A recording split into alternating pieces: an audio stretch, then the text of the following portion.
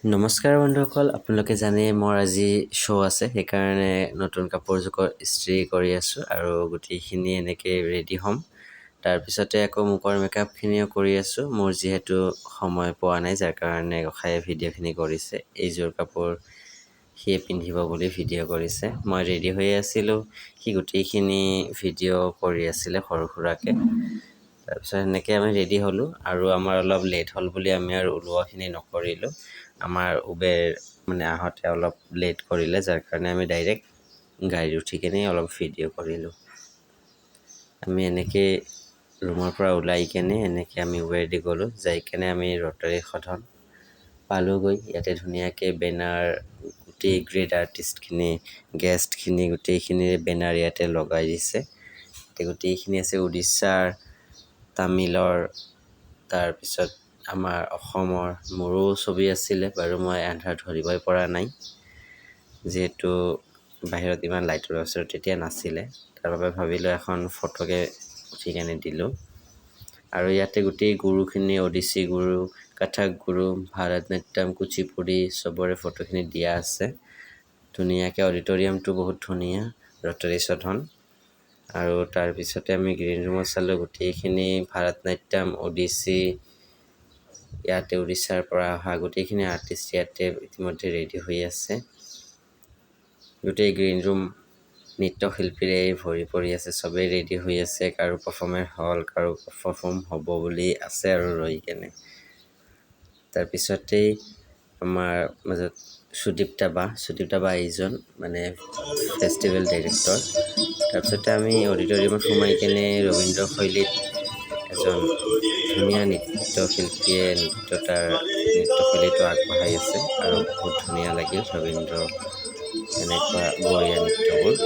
তাৰপিছতে মাক জীয়েকৰ কথক নৃত্য বহুত ধুনীয়াকৈ কৰিছে। আৰু তাৰপিছতেই উৰিষ্যাৰ পৰা অহা অডিচি নৃত্যৰ কণমানি বহুত ধুনীয়াকৈ তাৰ নৃত্যশৈলী প্ৰস্তুত ৰাখিছে।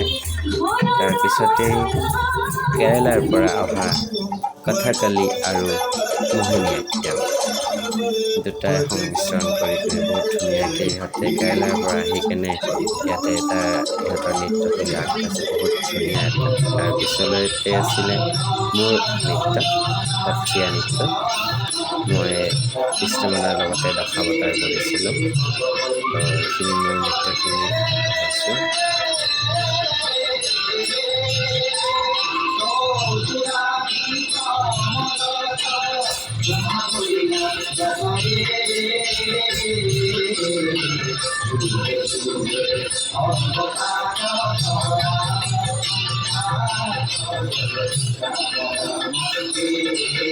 তাৰপিছতে আছিল আমাৰ বঙাইগাঁৱৰ পৰা অহা অভিষেক দাসৰ ভাৰত নাট্যম। তাৰপিছতেই আমাৰ দুই ভাৰত নাট্যম নৃত্যশিল্পীৰ লগতে আৰু এটা মনোমোহা দৃশ্য, আমাৰ এজন কণমানিয়ে শুই গৈছে, তাকে দেখালোঁ। তাৰপিছতে সন্মান দিয়াৰ সময়খিনি মোক এই ফেষ্টিভেলত গুৰুশ্ৰী এৱাৰ্ড দিলে ফেষ্টিভেল ডাইৰেক্টৰ সুদীপ্তা বাই। আৰু বহুত ধুনীয়া, বহুত ভাল লাগিল। এই অনুষ্ঠানত মোক মাতিলে, মই পাৰফৰ্ম কৰিলোঁ। সঁচাকৈ সুদীপ্তা বা, আপোনালৈ বহুত বহুত ধন্যবাদ। আপুনি ইমানখিনি মোক ইয়ালৈ আনি ইমানখিনি সন্মান দিয়াৰ কাৰণে। তাৰপিছতে আমি ওলাই কেনে ৰাতি প্ৰায় 11টা পাৰ হ'লে আমি এনেকৈ ৰটাৰী সদনৰ চবেই উবেৰৰ কাৰণে ৰখি আছোঁ। উবেৰ বুক কৰিছোঁ যিহেতু আহিব। অৱশ্যে মোক সুধি আছে, তুমি কৰিলানে? কৰিলোঁ বাৰু। এনেকৈ আমাৰ উবেৰখন আহি পালে। আমি ইন্দিৰা গান্ধী পাৰ্কৰ সন্মুখেদি ময়দান হৈ কেনে আমি আমাৰ শিয়ালদা আমাৰ ৰুমলৈ উভতি আছিলোঁ।